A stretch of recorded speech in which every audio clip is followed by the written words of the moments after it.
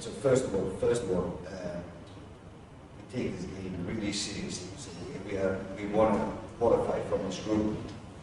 We've looked at Grenada a lot, studied them, how they are playing, and we are prepared as well as we possibly can. And we are going for the win. We're going for the win. We have full focus on the task of the opponent, and hopefully we can show a good performance tomorrow. That is kind of our mental approach to it. It's not like